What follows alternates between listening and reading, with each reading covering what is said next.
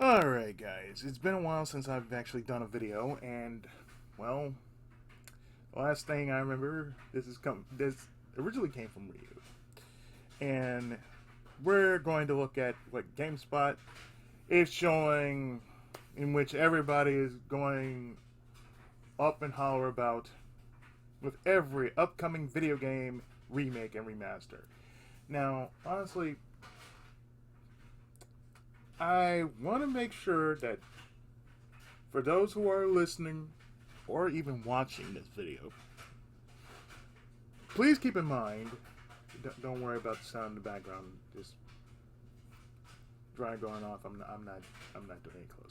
But aside from that,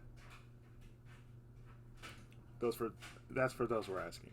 Aside from that, I'm just going to share my thoughts about each and every one of these ideas that they're going to throw out there, and just add mine to the mix, throughout the entirety of this video. So, let's get started, shall we? So, this was made January 28th, 2024 at 6 a.m. So, this was actually not too long ago. This was on a Sunday. Anyway, we're going to look at all this that we're seeing here. And let's see. If there's one thing that you can count on when it comes to video games, it's that a remake or a remaster is never far away, in 2024 and beyond.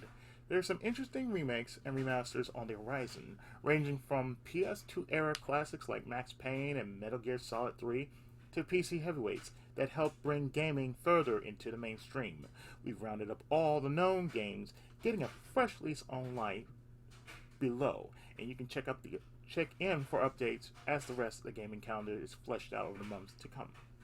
And of course, for a closer look at what you can expect in the future, you can also check out GameSpot's guides to the most anticipated PC, Xbox, PlayStation, and Switch games coming soon.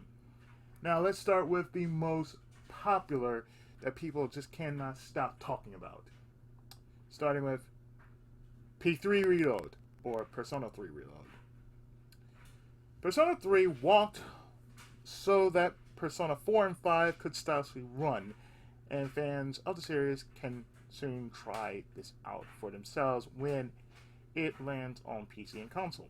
Remade entirely in Unreal Engine 5, Persona 3 Reload includes stunning new visuals, tweaked gameplay, more in line with Persona 5, and extra content for anyone looking to try out this remake.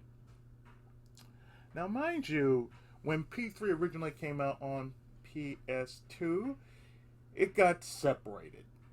Because, you had Persona 3 and FES, and then when the PSP came out, you had P3P, which is Persona 3 Portable. The only difference between the original and this and FES was that Persona 3 by itself had one character you worked with. FES was the sequel to Persona 3. And then there's Portable, which is, quote-unquote, the remake of Persona 3 with an added character, which is basically a female, in which changed the game entirely. Now, I see nothing wrong with this. However, guys, if you just jumped on the Persona train, let us not forget that there were two other games besides this that I feel needs to be brought back out. And I don't mean as a remake, but as a revival. And it's been done twice. That is Persona 1, or as it's commonly called, Megumi Ibarunku Persona, or as some people like to call it, Shin Megami Tensei Persona. And then there's the second game, Persona 2.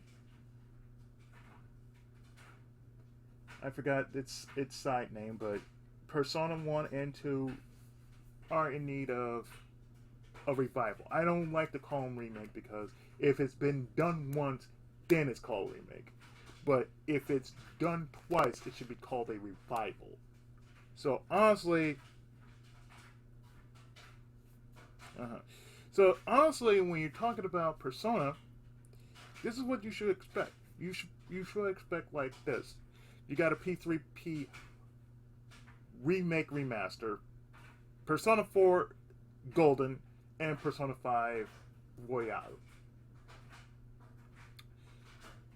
And for those who never got into the series, now's a good time to get into the series. And like I said, I have nothing wrong with remakes, but if you're going to constantly do it over and over and over, it's called sequelitis. You might want to stay away from that. If you didn't get all of the story in the remake, then you're never going to get all the story. I'm sorry. There's another one that has not been mentioned, and that's Lunar Silver Star Touch, which is the remake of, I believe, Harmony, if not the actual original Silver Star story that originally came from Saturn and PlayStation. Which I found to be the most stupidest of remakes ever known, because it went through 2 iterations. One being that this one was basically Lunar Legend, which was a Game Boy Advance release of Silver Star Story. And then there's Silver Star Harmony, which could have been its own game. It was just... It could have became its own game if it was about the original 4 heroes, but it basically did a cheap copy and paste and just slapdash Lunar Silver Star Story in it. And not to mention the fact that they had to change all the original voice actors and put a newer cast in and copy and paste all the lines from the original remake into Harmony, which make no sense. That's like saying all the older working design games, yeah, you don't like to hear it, but it exists too. Remember, if not for working designs and game arts, we would not have Lunar, Popful Mail, Vi, and Grandia. So therefore, there you go. So, like I said, this is already out. For those who are really into it, enjoy the show, but don't go overboard. I know people have went overboard about this series. But, enjoy it. You don't have to tell your experiences about it. We know. I played 5, okay? I played 5 Royale. I played up to 1. I never finished 1. I have 2. I've done 3 portable. I played 4G on channel, but I've not done 5 Royale yet. But I've played it. Moving on, we got Tomb Raider 1 to 3 Remastered coming out in Valentine's Day, aka Singles Awareness. And we don't know when the next Tomb Raider game from Crystal Dynamics, same people who brought us Marvel Avengers, will be revealed. But for now, you can relive the formative years of Lara Croft through this definitive bundle of the first 3 Tomb Raider games. All expansions and secret levels have been included. Core gameplay has been modernized, and if you're feeling really nostalgic, there's even a photo mode to play around with in case you want to create 2000s era wallpaper for your PC. This, I can say, if you're going to bring back an old game, clean it up. That's the very least you can do. It's like, say for instance, with the PS1 Final Fantasy games. 7, 8, 9. 7 through 9, so basically all you need to do is give it a nice graphics cleanup. Probably make a little more shading here, make a little more animation there, touch up, give it a touch up, and then you call it what it should be. Don't call it remaster, call it revival, because basically you are reviving a classic game. It's like one of the games I'm actually doing now for the channel because of my current loadout is on halt. I'm doing Ni no Kuni Wrath of the White Witch Remastered. I've never played the original.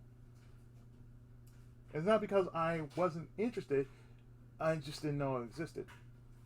But after playing it and putting up the first 4 episodes up, I could say this: I've been loving it. It's one of those. It's basically like a breath of fresh air. So after the rain, it's like, what is this? And it's like nostalgia, flashbacks, and everything. It's just like, it's beautiful. It's really, really beautiful. It's gorgeous. And it's like, I'm going to take it in. I'm just going to just breathe it in, soak it in, and just like enjoy it. This is what you do with an older game. This is what you need to do. And as I mentioned this before, when people mod older games, they basically give it a fresh, new outlook, a brand new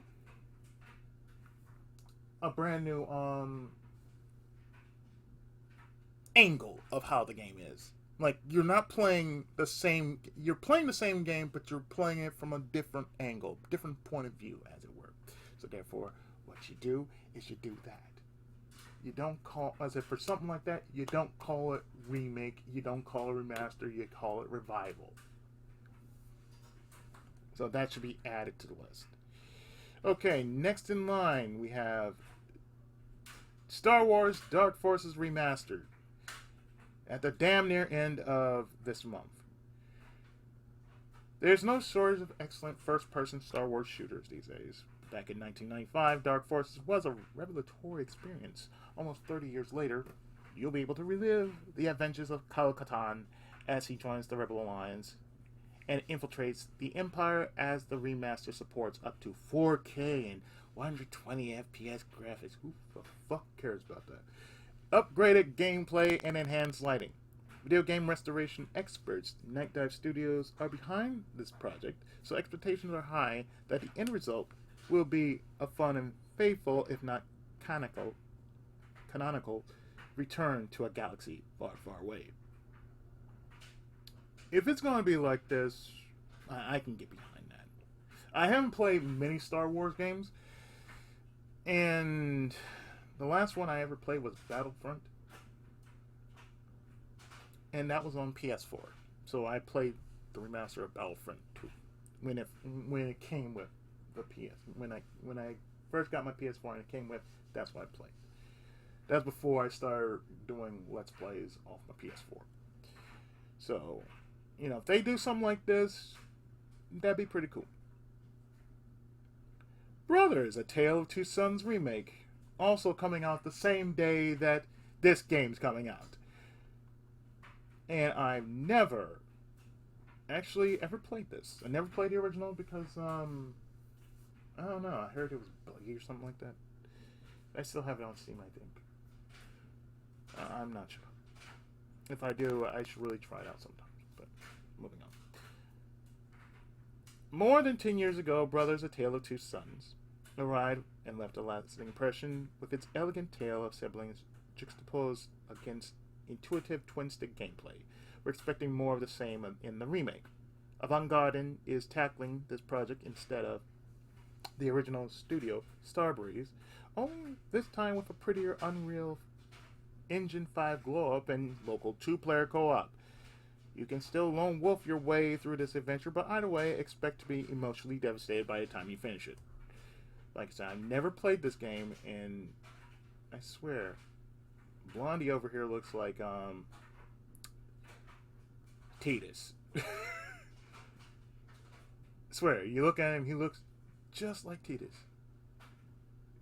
Yeah, he looks like Titus. I don't know about this dude. He looked like Paul Atreides. Moving on. Oh boy, the biggest one there is that everybody and their mama talking about.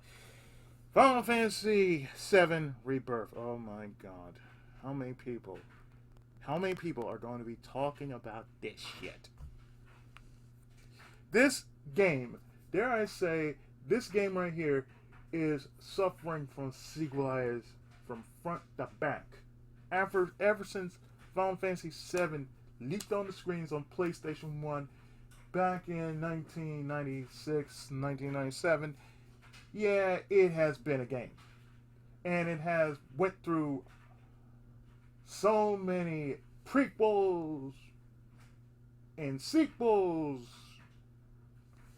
And then you got this. Yeah. It's like with Street Fighter 2.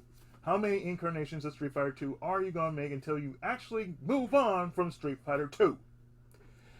The next chapter in the Final Fantasy Remake trilogy, Rebirth, is teasing an even bigger deviation from the source material as it explores familiar territories and surprising new directions. We already know that the game is set directly after the events of 7 Remake, and will end at a pivotal moment in the storyline. But it remains to be seen just how big of a departure that moment will be. Cloud's party is getting bigger with the debut of Sid and Vincent. A trip to fan-favorite locations like the Gold Saucer is on the itinerary, and gameplay has been enhanced with new moves to master. That's fine. So as long as people enjoy it for what it's worth, I think we'll be okay with that. I got nothing to say about 7. It's like 7's been done to death, so... Yeah. And speaking of older favorites, we had Dragon Quest HD 2D Remake. Star Ocean's second story Otter and both Octopath Traveler games are terrific examples of HD 2D games. And Dragon Quest III is the next game on Square Enix list to get that glow up. Beyond that, not much else is known about the game. Don't really care. Moving on. Don't really care. Beyond that, not much else is known about the game or its release date. Somebody was talking about Womp. Really, you're supposed to go to the developers first, then you ask the publisher. That's how you do it. But Square Enix did tease that the winning combination of pixel art and 3D effects will be dazzling to see in animation. Can't go wrong there. I mean, you know, you don't have to use that much resources. So, you know, like I said, a good cleanup and a little bit of updating, that'll work. And don't call it a remake, call it a revival. Like, I prefer calling this Dragon Quest III Revival instead of Remake. And here's a game that I actually did on my channel years ago. Front Mission 3. Front Mission 1 and 2 remakes have been serviceable returns to that universe of mechanized warfare, but for US fans, 3 is where the franchise truly began. It was the first in the series to launch outside of Japan, and that's true. And like the previous 2 remakes, you can expect a graphically improved game, more content to explore and tweak gameplay, and still the same damn story you've seen before, which is split up into 2 areas. And I found that pretty impressive for any kind of game that actually did that. Like, in order for you to take this storyline, you have to agree to this character's branch. If you don't want to, then you can go to the next branch and agree to go with that. It makes better sense that way, I think. Now, for a game I've never even heard of, Gothic. Some games age surprisingly well with time, while others mess up. Gothic felt dated back in 2001, with many reviews noting the stiff combat system and clumsy controls. But Alchemia Interactive is aiming to modernize the experience with some big gameplay enhancements. If you're interested in checking out the roots of the Dark Fantasy series, Gothic Classic is available on PC and Nintendo Switch. Again, I've never played this game. I never even heard of it. So, therefore, irritates me very if you like it or not. Now, this one I have heard of but never played it. And that's Max Payne 1 and 2. Buttered them up because Remedy Entertainment is on a roll lately, with Alan Wake 2 earning critical acclaim across the globe. Now, that I have played, Alan Wake 1. The studio is preparing to return to its past with remakes of Max Payne. I'm sorry. That would be cool. Alan Wake and Max Payne. That'd be a nice crossover. As I was saying, the studio is preparing to return to its past with remakes of Max Payne 1 and 2, The Fall of Max Payne. That's the whole of Payne. While Remedy sold the rights to the Max Payne franchise to Rockstar Games back in 2002, the two studios have teamed up to combine both games in a single package of hardball narration, gritty action, and genre-defining bullet-time gameplay, just like what the industry by storm decades ago. Like I said, I never played the first game, so I might consider it when I get back on my PC or when I get this this lappy of mine hooked up, updated and ready to go. Okay, now this is a title we all know about. Metal Gear Solid Delta Snake Eater. Somewhere in this year. Long considered to be the definitive game in the series, Metal Gear Solid 3 Snake Eater is getting the grand remake treatment and is currently scheduled for a 2024 release. Konami plans to bring the origin story of Big Boss into the modern age with cutting-edge graphics and 3D audio, whenever you say, while also retaining the elements that made the story so iconic all those years ago, namely tight stealth, jungle warfare, and that banger of a theme song in this Cold War thriller.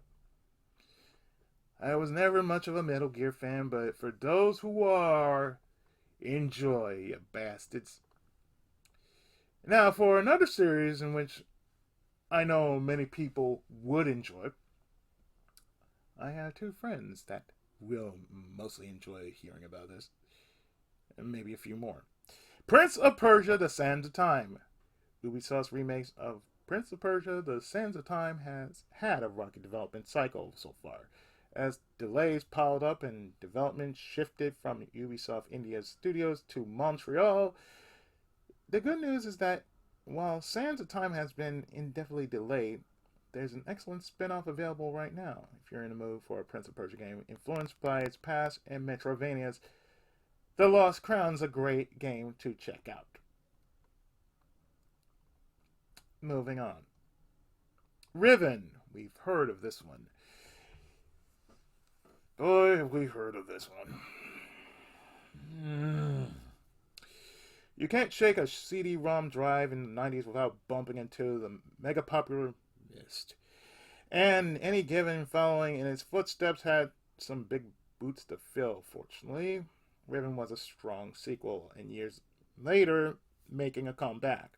Built from the ground up at Cyan, the studio has employed developers from the Starry Expanse project, a fan remake of Riven, to help with its version of the game, of course. And speaking of a remake that just doesn't need to be, that most people kind of cringe about, is this game. Now, truth be told, before my computer went out, I was going to do Silent Hill 2 for February. But since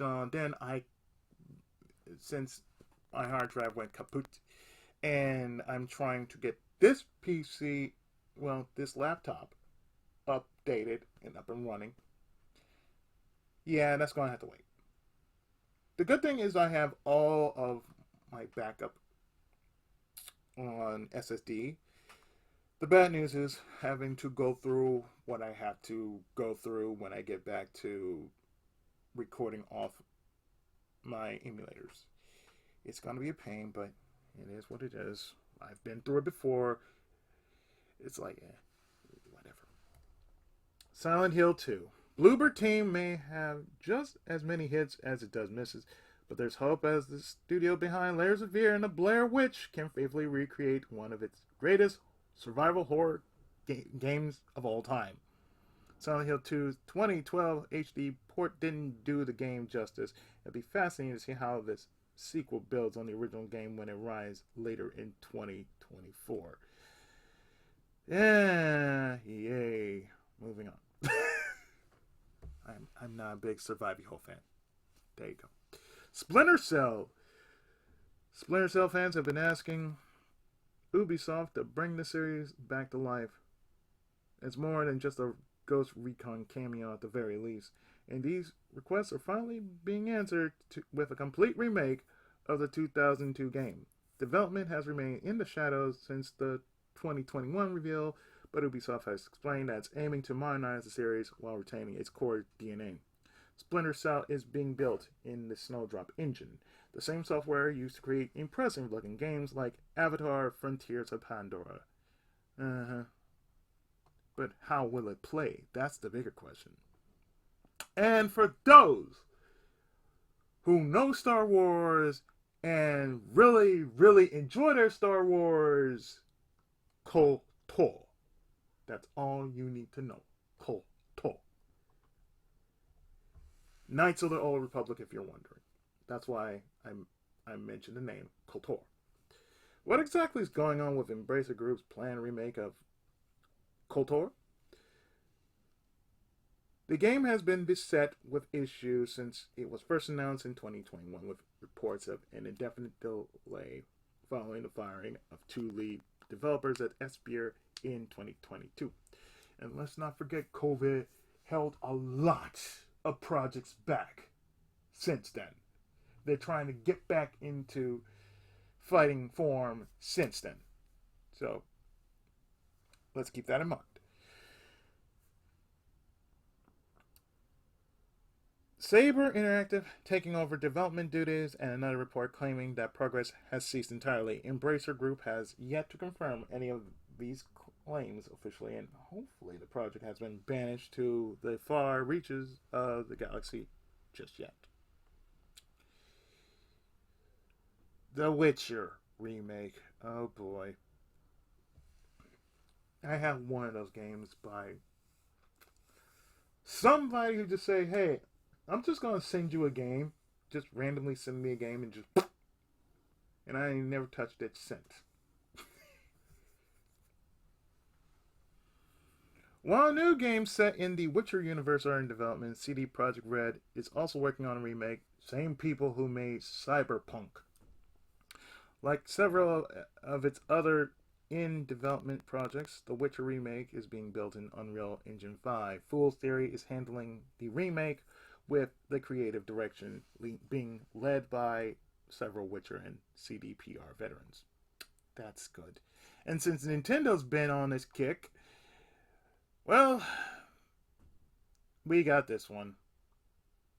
The game I actually had, and I actually had this on GameCube once, and I really wanted to do it as a Let's Play. But at the same time, I'm kind of against Nintendo because how they sometimes treat Let's Players by saying, oh, this is our content. Yes, I know it's your content. So what's the goddamn problem? Moving on. Paper Mario,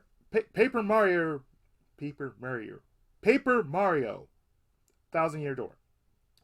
20 years after it was first released on GameCube, Thousand Year Door is making a comeback on the Switch, like Nintendo's other classic games, Super Mario RPG.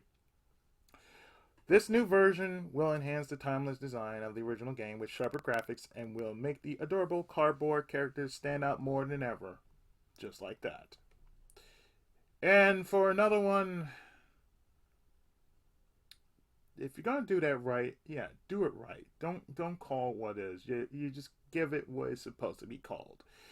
And I never played this game either, but I've heard about it.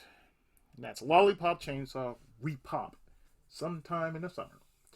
Originally billed as a remake of the classic 2012 game, you might want to dial back your expectations for Lollipop Chainsaw Repop, as the game will instead be a remaster. Producer Yoshimi Yasuda explained that this change in direction was in response to fan requests, and players can also expect to see shorter loading times, improved hit detection, and enhanced graphical performance. That's what you're supposed to do. Don't don't wow it up, glam it up, and whatever, and you don't fix the problems that was there to begin with in the original. Like there were so many games, and I bring myself back to one certain game that Quintet did that I never did like, but it's for a different reason. Soul Blazer or Soul Blader. Soul Blazer is part of the ActRaiser series.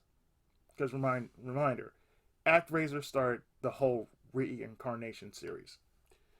So you got ActRaiser.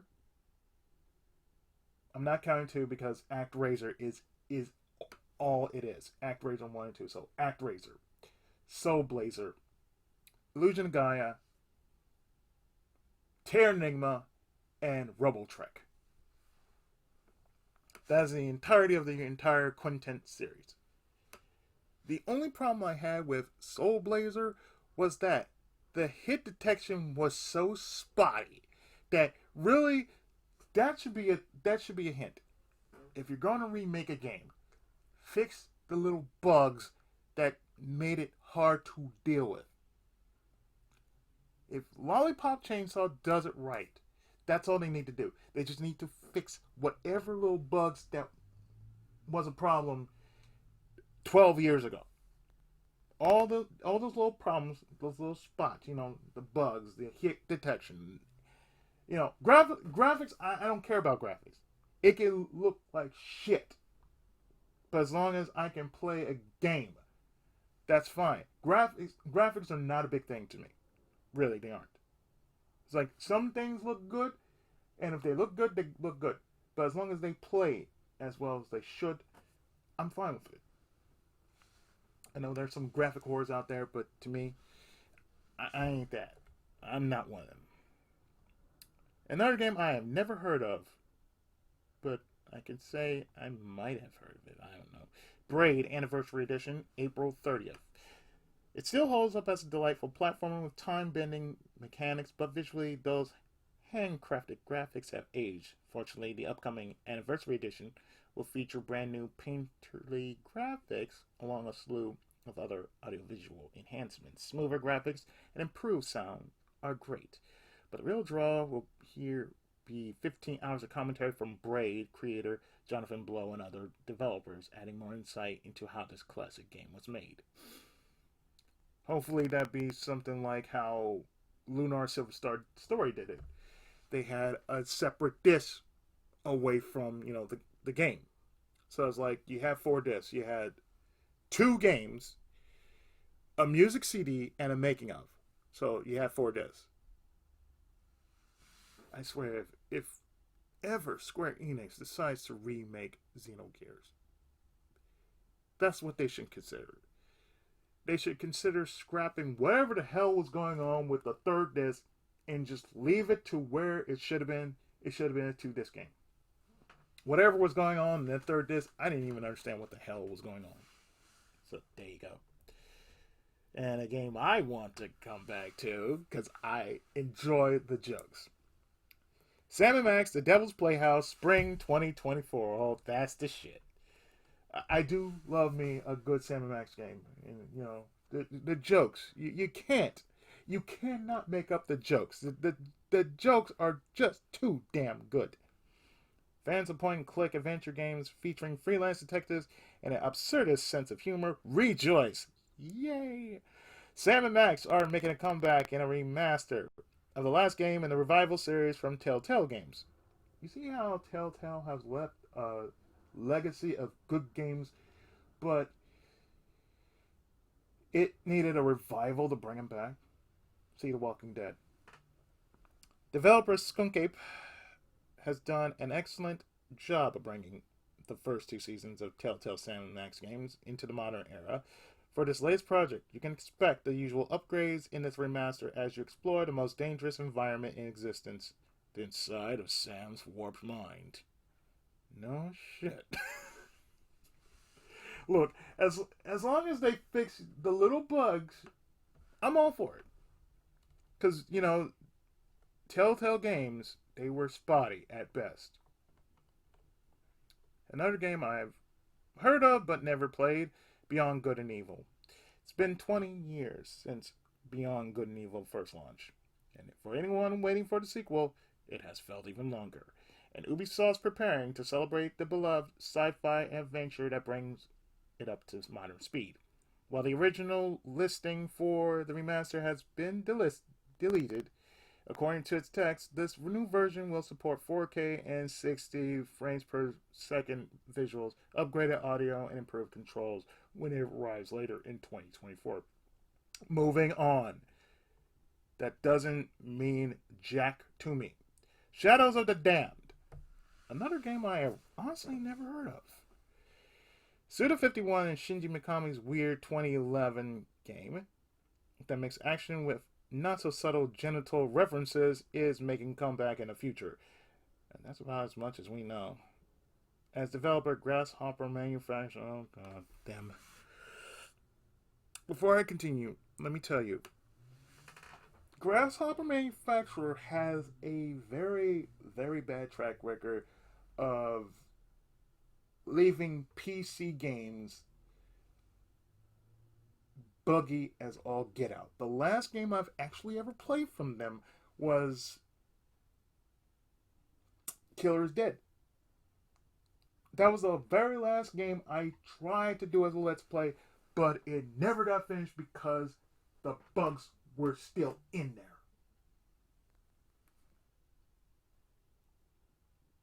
And I'm not lying. That to me, that's a red flag. So I'm kind of like, no, no, no, no. No, no, no. No, no, no.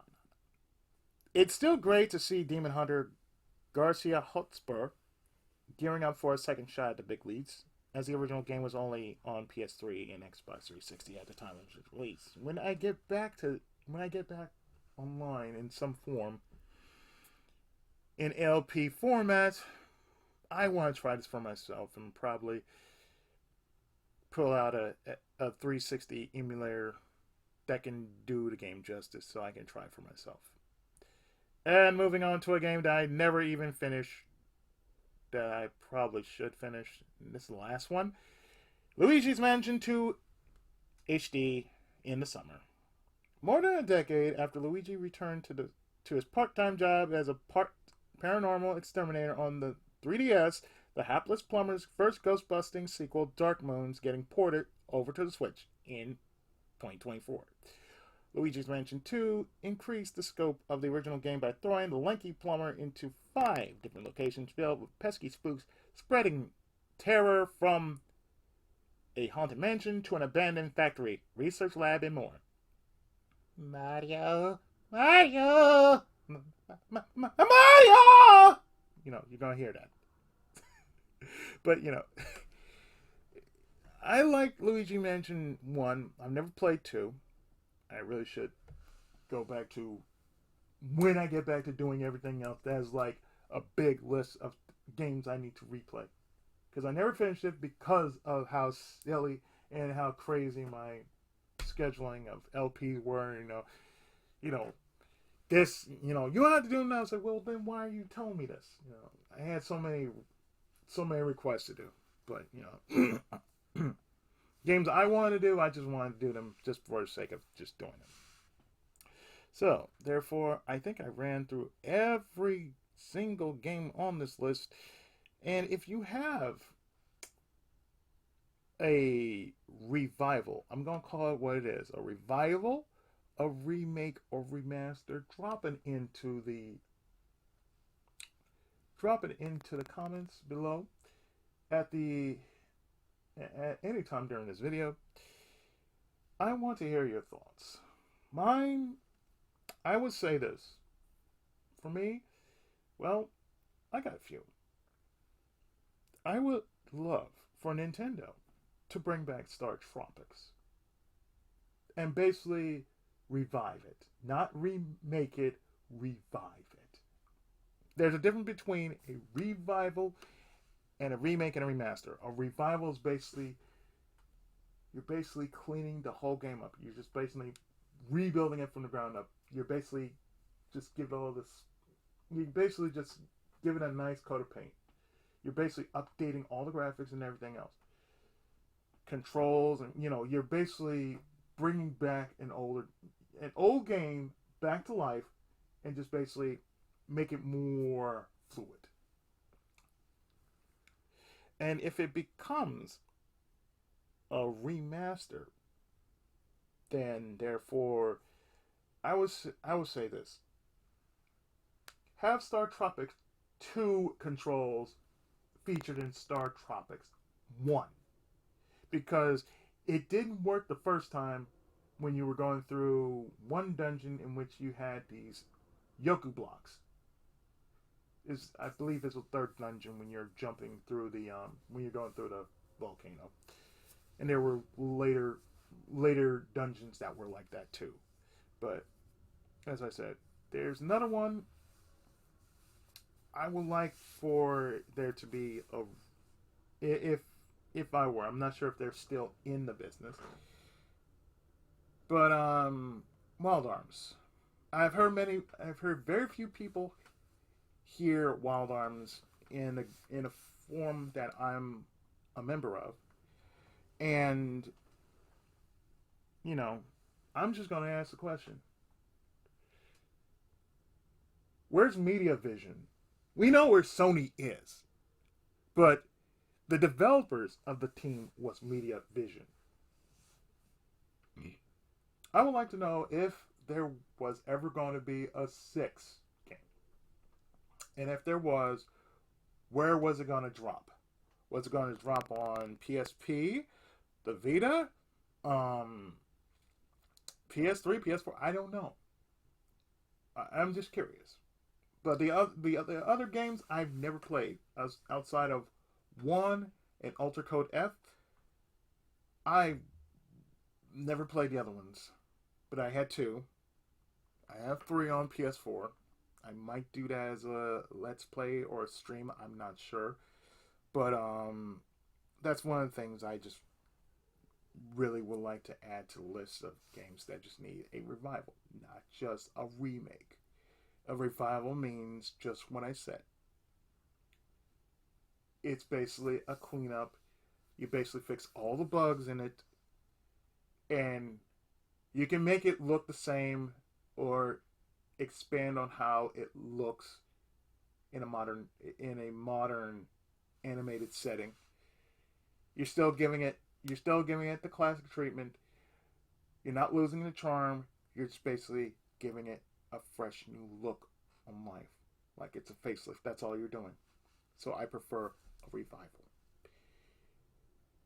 So that's my take on the whole thing. So I want to hear from you guys about what would you like to see being brought back, being either a remake, a remaster, or a revival. Drop your comments below, and I really want to hear from you guys. See how this is gonna roll. So anyway, I've been your friendly neighborhood Tenkaichi, and I'm still around. Don't worry. So until next, whatever I plan to do, stay tuned for more great content on this channel as I am making it, and I'll see you soon with more great content. Until then, take care.